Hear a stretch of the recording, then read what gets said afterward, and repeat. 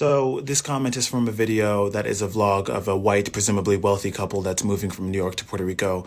And the comment section has some pushback in it by people who are trying to express how frustrated they are or how harmful that might be. And this comment is responding to the comment section saying that I'm Puerto Rican and I'm confused. Why the hate? Don't we all got the same president? And yes, you're right. We do all have the same president, the continental U.S. and Puerto Rico. And my follow-up question is why or how? How is it, do you think, that the continental U.S. and its citizens have the same president as Puerto Rico?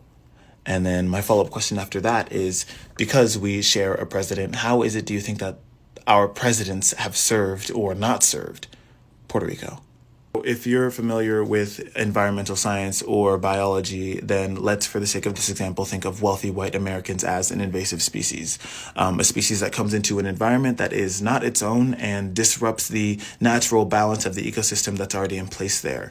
An ecosystem that's taken centuries to develop, and one where all of the living organisms that already belong to it understand what they must contribute to maintain the balance and prosperity and allow each of their community members to thrive.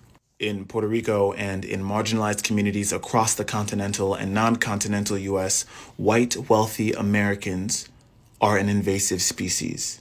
They disrupt an economic ecosystem that has allowed marginalized communities to prosper and thrive amongst themselves for decades. They exploit. They consume too much, they pay too little, they price people out, and they bring all of their prejudices with them. When you hear people talking about displacement or gentrification, they're talking about the fear of losing their homes, the fact that there is what some might perceive as betterment happening in their community, but they will not be the ones who get to enjoy or reap the benefits of that betterment. They will be kicked out, they'll be priced out and forced to leave. And the only reason that white, wealthy Americans are able to do this in Puerto Rico right now is because they are cashing in on a violent colonial and imperial history in Puerto Rico, which, you're right, is confusing. But what we have to come to terms with is the fact that the frustration that the Puerto Rican people are expressing right now is a legitimate one. And what's concerning is that the original creator of that moving to Puerto Rico vlog is liking comments like this one and others that invalidate that very legitimate frustration, which says to me and to Boricua people that they are not ready or willing to listen to the voices of the indigenous Puerto Rican people.